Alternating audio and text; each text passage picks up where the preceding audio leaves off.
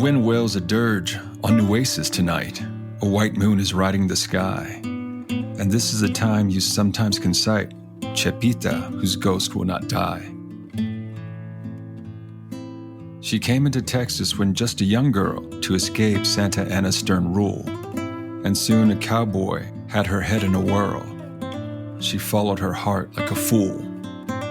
He left her, of course, after having his fun, but she could not believe it was true. He robbed her of happiness and also her son, without even saying adieu.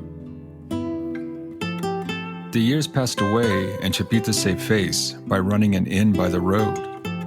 Cowboys and gamblers would stop at her place, where she offered them lodging and food.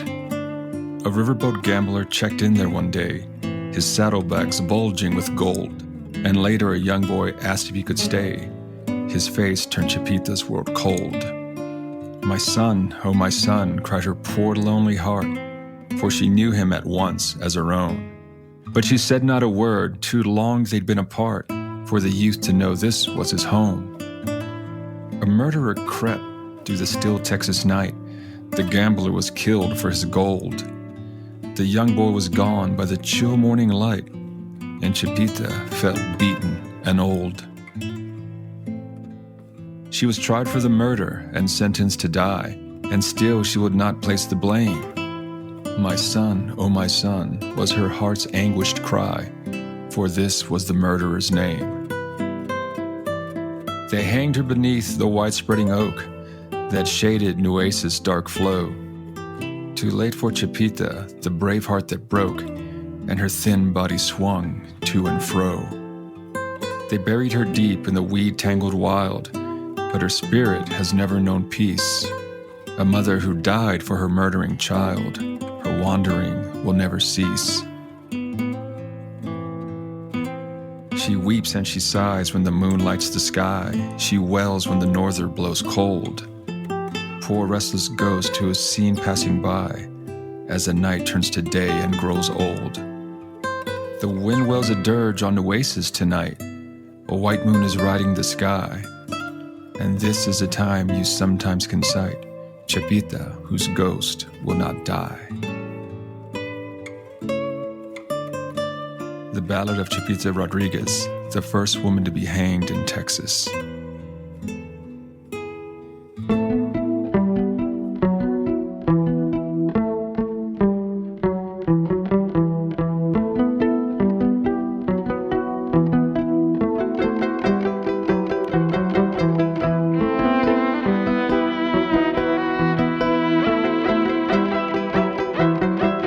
Hola and como estas to all you fly people out there in the hinterlands. It's Roq and Max, and we are cold kicking it live as we welcome you guys and girls back to Season 5 here at Nightmares and Daydreams. Exciting times, Roq. Yeah. Season 5 in the casa. Max, it's kind of hard to believe, ain't it? 5 seasons of fun and shenanigans, and we just keep on going and going. We're like that Energizer bunny. Just keep going and going, like you say. Well, time flies when you're having fun, Max. And we are, and so we keep on rocking and having a blast exploring the lore and telling the stories to all you amazing listeners and subscribers out there. And all you guys and gals are amazing. Mm-hmm. We thank you for your continued support and help in spreading the Nightmares and Daydream love, because I know you love us. They do. And speaking of that, gang, please keep on sharing our podcast because hands down, that is the best way to get us out there.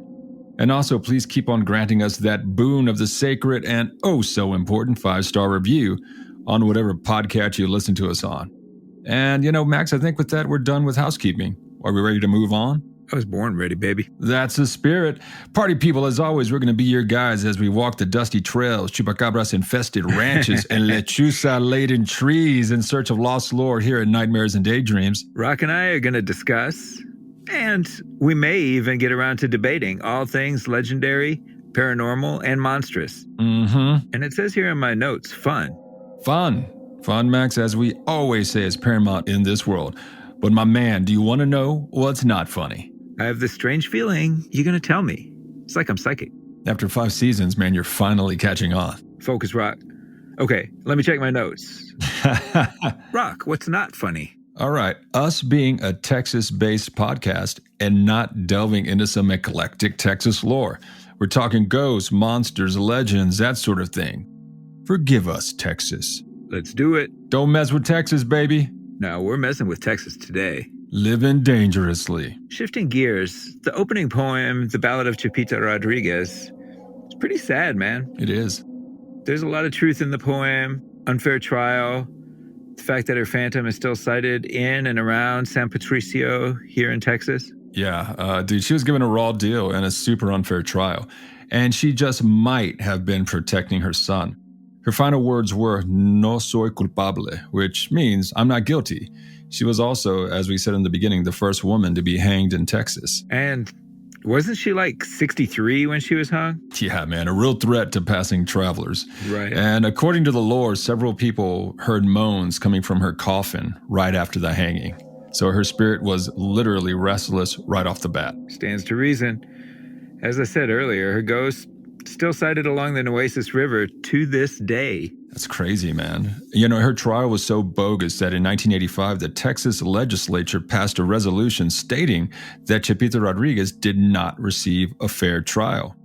Show is sad. Yeah. And you know, Texas never goes back on an execution. But hey, better late than never, I guess. I guess. You know, man, there are just so many phantoms from unjust or unlawful killings. True. Literally too many to name. All right, Roq, let's keep this train of Texas legends and myth rolling. All aboard!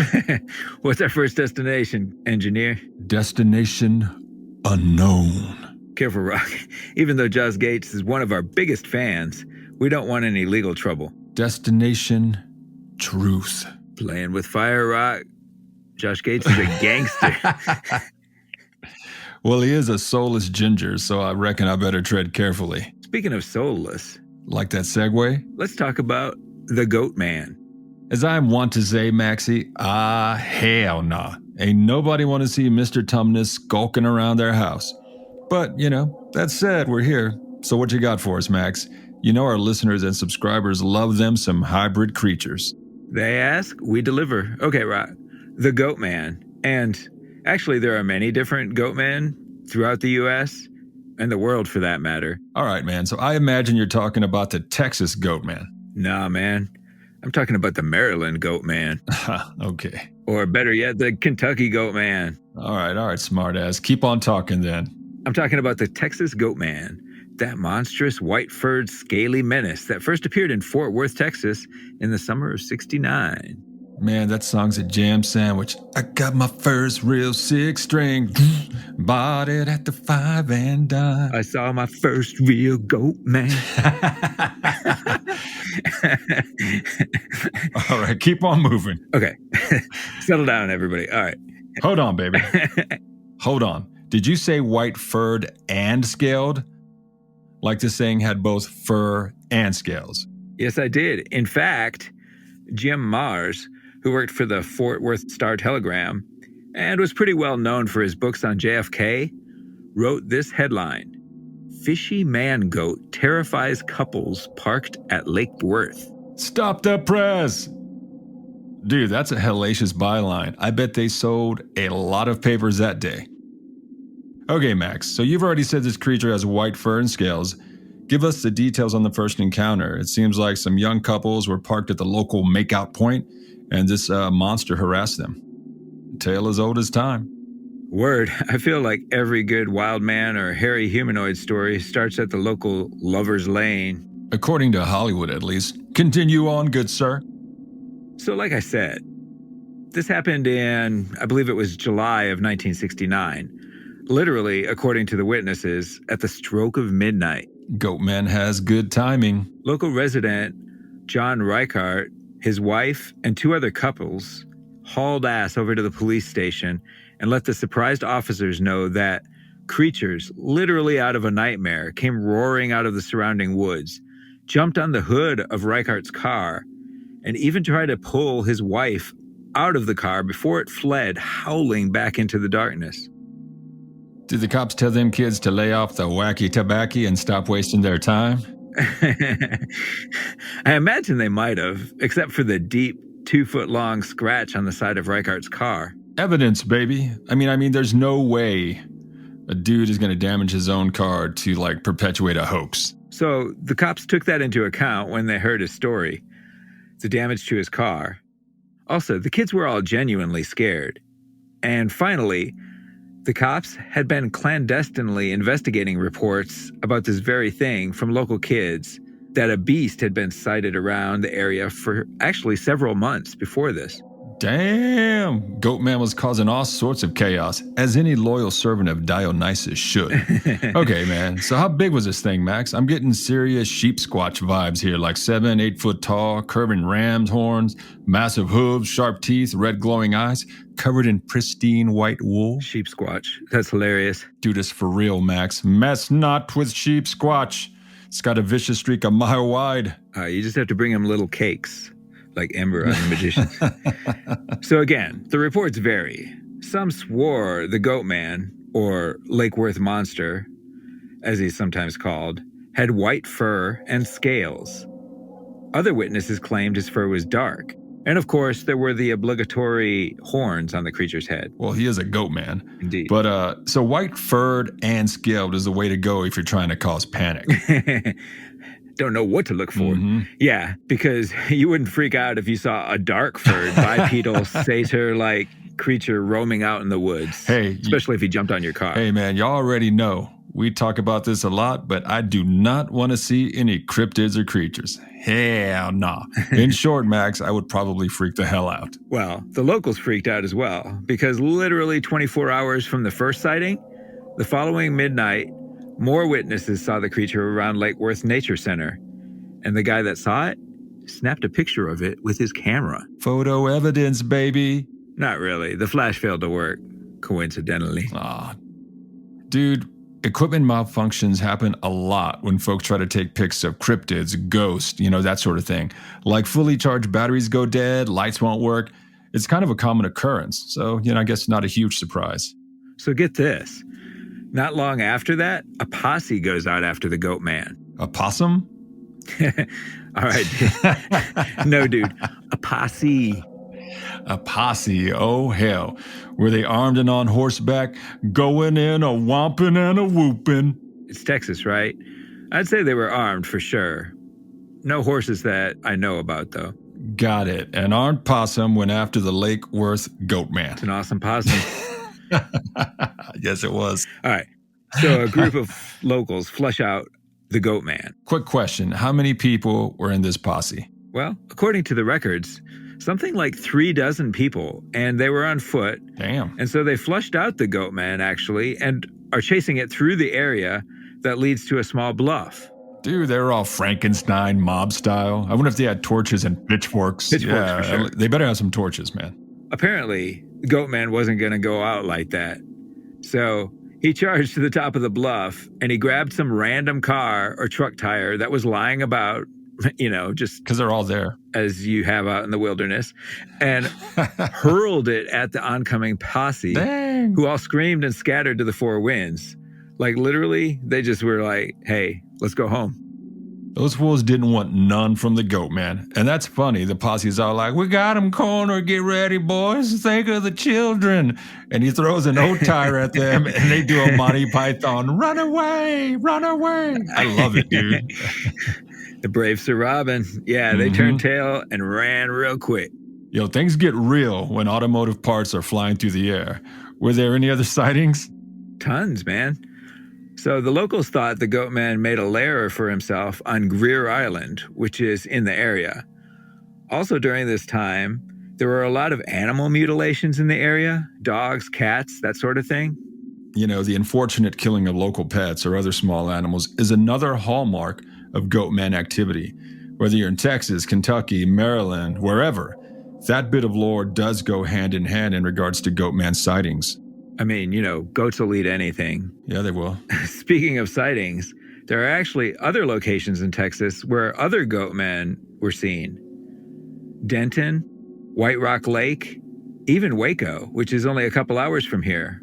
Road trip. I ain't going to Waco to fight no Goatman, Max. Just saying. Well, one of our lovely listeners, Victor, who used to live out in Weberville, just east of Austin, claims to have seen one there. So doesn't have to be a long road trip. We're going to go check it out. We'll get back to you, listeners. Victor, I don't know who you are, but I'm not going to your house to fight no goat man, okay? You ain't chicken, are you? Chicken is as chicken does, Maxie. And you know, both of those places, Waco, Denton, they're not very far from the Dallas-Fort Worth area. So who knew Dallas was a goat man hotspot? Must be the nice local climate and, solid barbecue joints. So what's your take on the goat man, actually? Some legends claim he was summoned by devil worshippers in the area, like he came through a portal or something. Other theories are that he's some sort of escaped science experiment, like this chimera created in a lab. Thoughts? All right, man. My theory is that Mr. Tumnus lives, baby. All right, serious though. All right. Dude, I've always believed where there's smoke, there's fire. And these sorts of cryptids, these satyr-like creatures that resemble the Greek god Pan, have seemingly been around forever. And who's to say, man, maybe they've been part of the local ecosystem since the ancient world. I mean, there are goats and there are men in this world. Why not goat men? Amazing logic there, Roq. According to that logic, the world would be full of half man, half beast, chimera type creatures. And it very well could be, Max. I mean, we can doubt and be skeptical like all we'd like, but folks saw and continue to see goat men to this day. Holler at your boys at nightmarespodcast.net. We'd love to hear y'all's stories. We'd love to add any goat man sightings to our next batch of listeners' tales. Indeed, the audience that shares together is scared together. Nice. I actually like that. Yeah, like that? Ready for a story? Always.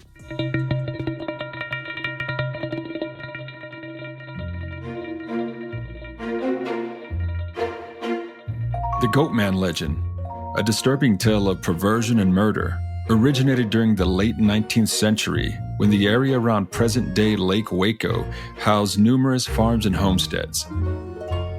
One farmer was said to be a lonely, drunken sinner who violated the laws of both man and God. One day, as his life had moved far beyond the bounds of all common decency, he discovered that one of his goats had given birth to a horribly deformed abomination resembling a cross between man and goat. Terrified at both what he had done and seen, the drunkard fetched an axe from his barn and slaughtered the unholy creature. That evening, when no one was around, he buried its carcass in the black soil. The following morning, however, the beast's shallow grave was open and empty. The newborn creature was nowhere to be seen. Legend says heaven rejected the innocent creature because it resembled the offspring of Satan, being both man and goat. The creature returned to the living world to seek vengeance on its drunken father. As time passed, the goat man began attacking any man because he believed all men to be as wicked as his father. Now the goat man devours men who cross his path as he wanders the shores of Lake Waco and the Bosque and Brazos River, most often seen in Cameron Park. From Cotton Bale's Goat Men and Witches, Legends from the Heart of Texas by Bradley T. Turner.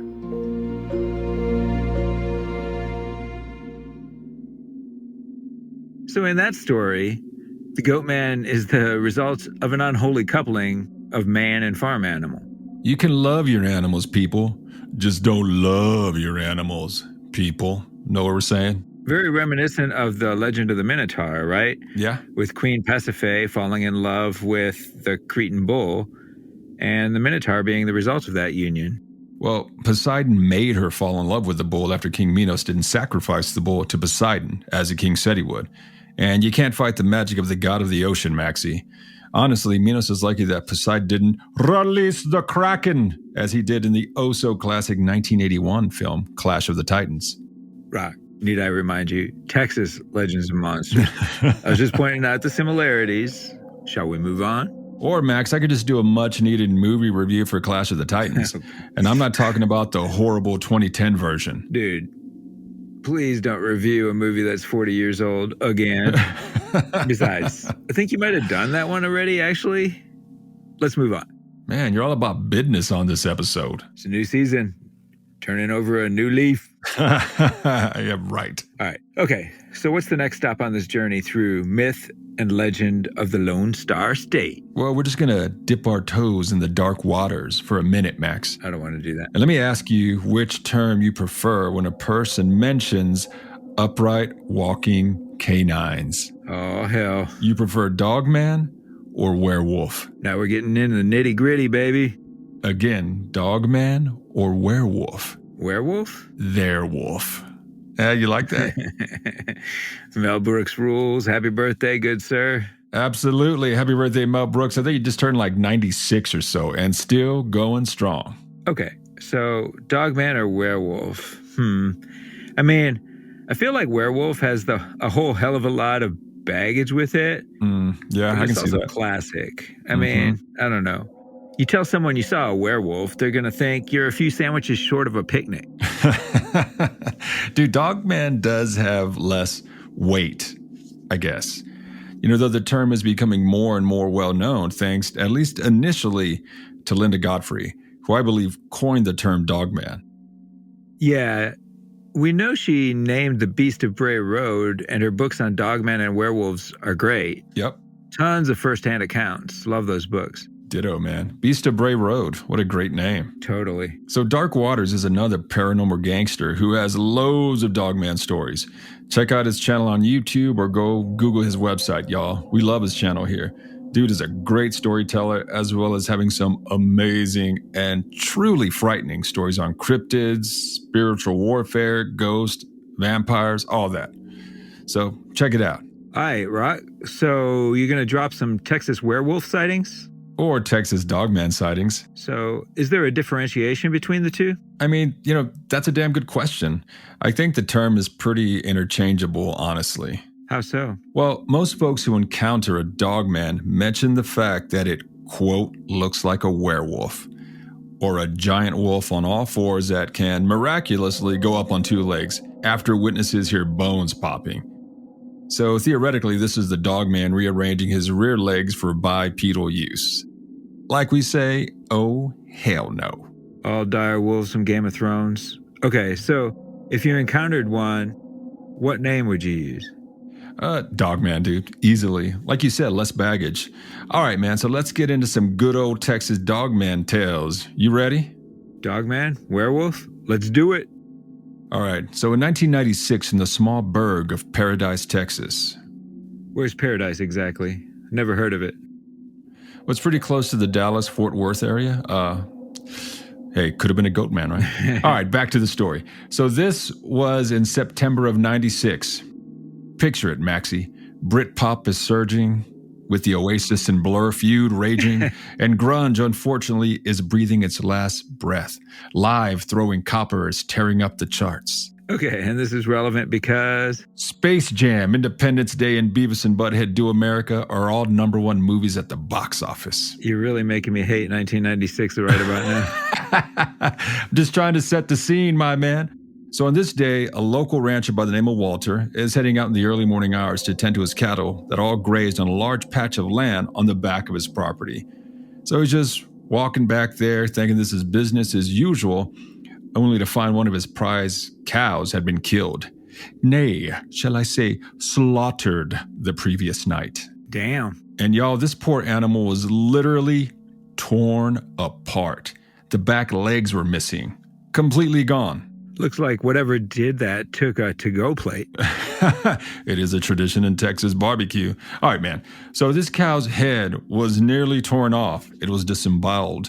I mean, the poor creature was savaged by some unknown, extremely powerful predator, one that Walter, having been in the area for years, had never come across. Did he have, like, trail cams around his ranch? Max, this was sweet 1996. Walter was still probably mastering the achy breaky and bragging about the Dallas Cowboys winning another Super Bowl. Long time ago. He didn't have time for no fancy trail cams. That was a long time ago. But he did call the local cops, who were kind of at a loss, and they basically just told him, yo, you're going to have to guard your cattle better, and that this might have been the result of attack of some sort of big cat. Yeah. because we have lions in Texas. Yeah, so he's pissed, gang. So this rancher has just lost one of his prized cattle, and that costs money. So he decides he's going to post a blind up on his property, get out his highest caliber rifle, pop a night vision scope on it, and see if he can see the beast that did this will come back to his property, for like another turn at another cow. So he's going to wait for it. All right, so was Walter alone? Of course he was alone. This is Texas, how we roll. Would you have gone alone? Hell no, you know that already, man. I get one of those posses you were talking about earlier. I'm just saying. You know how I love gatherings, all right? This is Texas. You know how I love gatherings. Yeah, that's what I thought. All right, Max, we've had this discussion, dude. You're talking noise. Ain't no heroes here, baby. I'm not one. Okay, so Walter's all Rambo style, Max. He has his face painted black, probably scanning the field with his night scope, maybe having some whiskey to keep warm, listening to Tim McGraw on his Sony Walkman. But he doesn't see anything on the first 3 nights of his vigil. But on the 4th night, that's when he spots it. Okay, I'm getting nervous. You should be, son. This is literally like 4 hours from Austin. Okay, so he's scanning with his night scope, and he is hit with this wave of wrongness and fear as he spots this massive figure, hairy, but with like the body of a super jacked bodybuilder, just swole, son, walking on 2 legs across his property. So we thinking Bigfoot? Or was that what he was thinking maybe? Let me finish, my man. The head on this thing, the face, muzzle, ears, was that of a large wolf. Did he take the shot? The thought didn't even cross his mind. He just knew that the gun wouldn't work. So he just watched, man, literally shaking with fear as this creature, this dog man, strides across his property and vanishes into the wooded area that bordered his land. See? That's why you gotta always pack the blessed silver bullets. Just in case. Mm-hmm. Even though you claim it's a Hollywood legend. And he poured in a storm, like I say. But the story doesn't end here, y'all. So the next day, Walter was looking around the area where he first saw this dog man, only to discover a stone carved in the likeness of this fanged creature. Very wolf-like. And he had walked this piece of land hundreds of times. He had never seen this stone before. Dude, that's crazy. So we're thinking some sort of summoning may have occurred? Well, that's what he thought, man. Walter was positive that some sort of practitioners of dark magic had used his backfield in some sort of ancient ritual to kind of summon a killing machine from another world that he's sure is still causing mayhem today. I mean, yeah, that's crazy. Did he lose any more cattle? Nope, thankfully. That was the one and only attack on his property. And that's one of the things in some of the firsthand accounts in Linda Godfrey's books. Like experienced hunters seeing these creatures and just knowing that their gun would be useless. It's just interesting how common that is. Yeah, you see this creature of legend right in front of you, just flexing on you, letting you know, hey, yo, whatever you're packing, it ain't enough. Max, but that said, do you want to know what almost always gets a reaction from dogmen? What's that? So it's not really a person taking out their gun. It's when a person takes out their camera, to take a pic, that they tend to react, either by growling really aggressively at them or bolting off into the forest or woods, or get this, by sending them some sort of telepathic message, letting them know that if they take that picture, the dog man's going to hunt them down and kill them. So according to Linda Godfrey, tons of different witnesses have reported that same thing, something along the lines that I got a distinct message that if I took that picture, I was going to be in trouble. Damn, son. All telepaths and whatnot. Mm-hmm. Letting witnesses know to keep their mouths shut. You ain't lying, man. So, according to Dark Waters, if you're going to tangle with a dog man and dare take a shot at one, you need to move at least 200 miles away. Otherwise, they're going to come from you. Like kill your pets, tear down your fence, just make you regret ever seeing one. People take pictures, end up in ditches. That didn't really work. That's horrible. All right. That's pretty bad. You're going to take pictures, going to end up in ditches. That could work. Take pictures. Luca Brasi sleeps in the ditches. But seriously, that's some wise advice. The moving, get away. All right, you ready for another Texas tall tale? Let's do it, baby.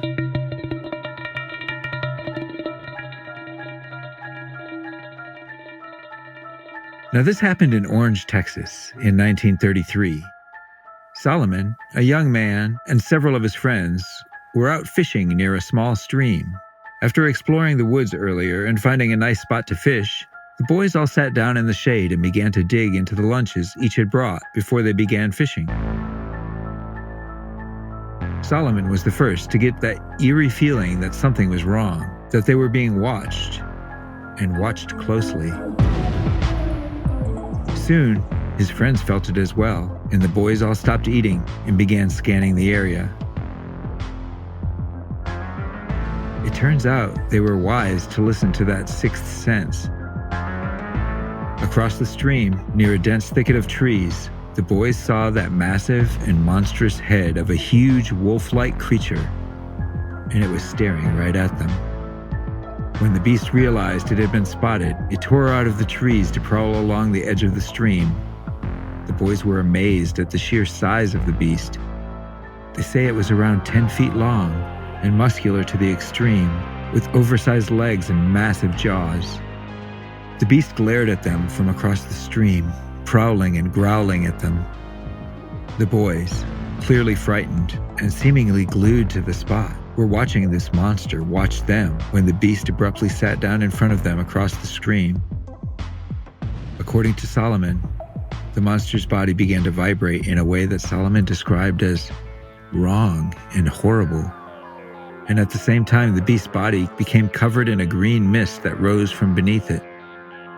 At this point, the monster's body changed, and the boys watched in horror and awe as it stood up on two legs, and the front paws were now human-like hands with claws on the end. Solomon and his friends claimed the wolf man was at least 10 feet tall now. The creature seemed to relish the boys' fear as it stared at them only to issue a last low growl before it darted back into the trees, never to be seen again.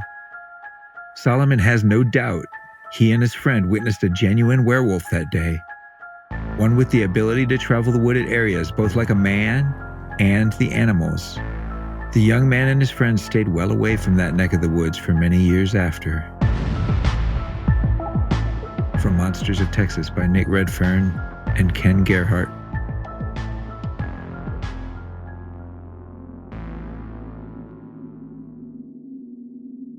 Okay, the green mist?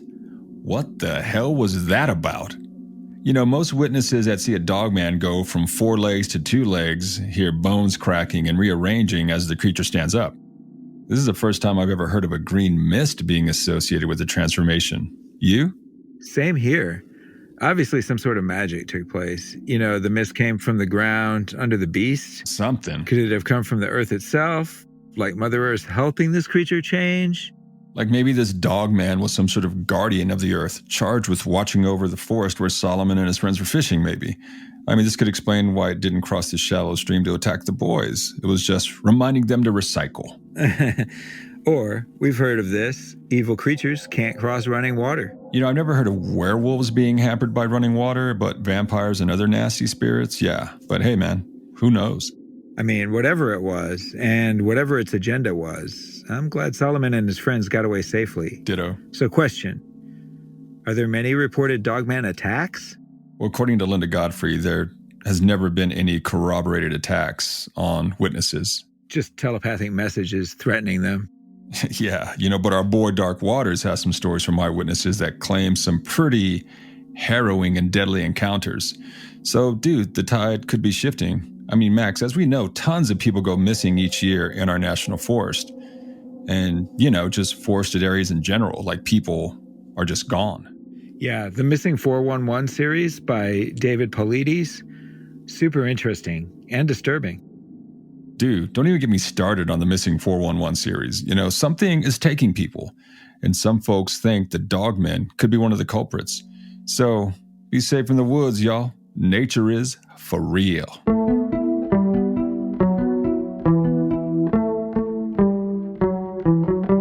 So, we done, Roq? And with that last bit of lore, we are done, gang. Thanks for hanging out with your boys. Roq asked before, and I'm going to ask again. If you haven't, please head on over to whatever podcatcher you listen to us on and grant us the boon of that 5-star review. Or do one better and take the minute to write a review, y'all. And as always, man, like we said earlier, sharing our podcast is the best way to get us out there and support the show. It is much appreciated. Head on over to our Patreon page at patreon.com/nightmarespodcast. Tiers start at $1 a month, and we'll continually add new content. Max's Myths, Rox's Relaxing Reads. They're not really relaxing, actually. They're scary. They're scary. Super scary, y'all. Bad dream time. Don't be scared. For folks' sake and additional exclusive episodes. Y'all can also head over to buymeacoffee.com and search Nightmares Podcast for a delicious and invigorating one-time donation. Believe me, gang, that coffee keeps us revved up for those late-night editing sessions. Speaking of editing, the best bard in the business, Teresa Joy, gives us that amazing sound and music that so many of you have commented on. Find and follow her at Viobrite, that's at VIOBRITE on Facebook and Instagram. And follow us on all the socials, Facebook, the Gram, Twitter, all that. So quit playing and holler at your boys. And finally, check out our own damn website at nightmarespodcast.net. Yeah! Like Roq said, we'd love to hear from you. So, ladies and gentlemen, as always, be good to each other and sweet dreams. Sweet dreams. Sweet dreams. Sweet dreams. Sweet dreams.